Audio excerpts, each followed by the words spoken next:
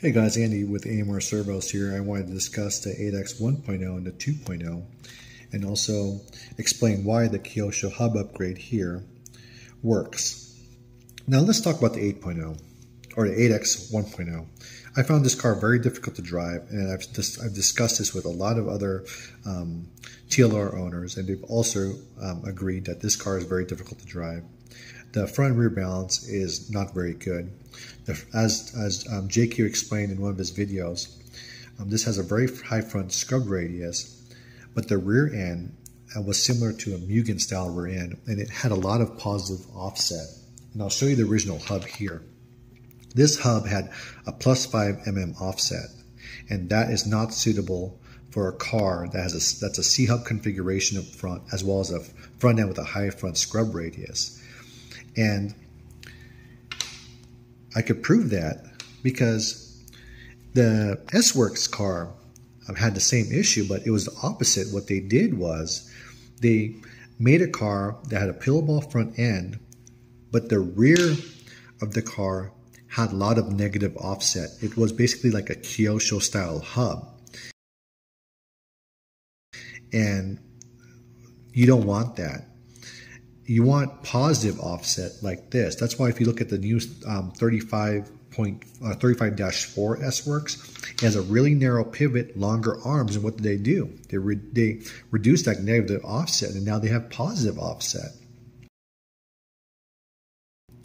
Now this is the same thing with the 8X 1.0. Now, but except the opposite, what they did was they gave you a car with a high front scrub radius, a C-hub configuration, but they gave you a rear hub offset more suitable for a pillowball mount car. What was happening was the front and the rear car wanted to steer the car. That's why a lot of guys end up benefiting by running wider hexes, because the wider hexes reduce this positive offset to, you know, like something a little bit more manageable, but still not adequate. Now, the reason why this works is you've gone from a +5, a positive 5 offset, to a -4 offset, and this greatly increases the predictability of the car, especially coming out of the corner and giving you more traction coming out of the corner. And the car is just way, way easier to drive. The front and rear balance is way better. And if you look at the 2.0, what they did was they narrowed this pivot, they've lengthened the arms, but they've reduced this offset. It's no longer a +5 offset, it's a +2. And in my opinion, you know, this is still, this is still too much. It should be 0 or maybe plus or -1 or 2. So I believe you could actually benefit by running a wider hex here or some carbon fiber spacers and reducing this positive offset further. Now, again, when it comes to C-hub cars, especially with a car with a high front scrub radius, this rear offset is critical. Forget just about the length of the arm. This offset, regardless of what the length of this arm and whether this is a narrow or a wider pivot, this offset plays such a critical role. And that's why these Kyosho Hub work, because the positive offset on the original 8X 1.0 was way too much. I mean, again, this is more suited for a pillowball car. And that's why the front and rear of the car were steering. The rear end of the car was steering the car as if it was a pillowball mount setup. Because on a pillowball mount setup, the front end is numb, and the rear end is is basically rotating that car around that corner. So you don't want that. The 8X 1.0 and 2.0 have way, way too much steering up front for a rear end to be designed that way.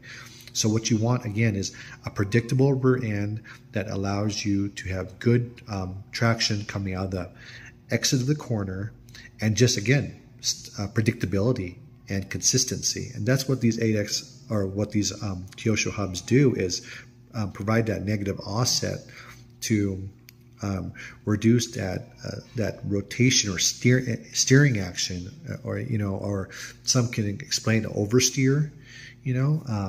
There's a bunch of different ways of describing it. But anyways, I just wanted to kind of explain what the difference is there by showing you the amount of offset the 8X 1.0 has versus the 2.0 and what they've done between the two cars. And also, again, if you look at the S-Works 35-3 and the 35-4, look at the rear hubs. The 35-3 has a Kyosho style rear hub just like this with a ton of offset, and it just didn't work. And if you look at the new car, 35-4, they're running a new hub with a bunch of positive offset and a narrower pivot, and the car is hooked. So a lot of people designed a car with a front end that just had a mismatched rear end geometry, just a really bad mismatch.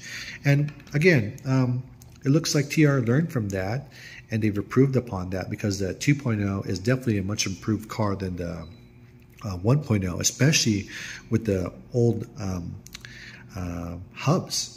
For me, I don't think it's a huge improvement between the 1.0 and 2.0, especially with the Kyosho rear hub upgrade. But it is definitely an easier car to drive. To say that my lap times decreased greatly, I can't really say that. But all I could say is the 2.0 is definitely an improved car over the 1.0, especially over the 1.0 rear end geometry. All right. I hope that explains the difference here and why these are beneficial for those 8X 1.0 owners. If you do have a 8X 1.0, I do recommend you give this a try.